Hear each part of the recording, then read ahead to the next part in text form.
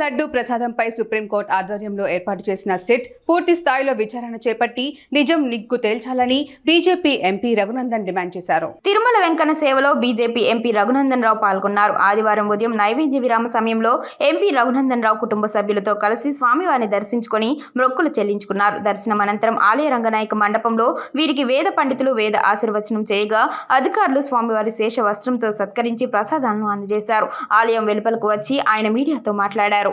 బ్రహ్మోత్సవాల సందర్భంగా ఆ భగవంతుని దర్శనం కలగడం అనేది నిజంగా పూర్వజన్మ సుకృతంగా భావిస్తూ ఉన్నాను.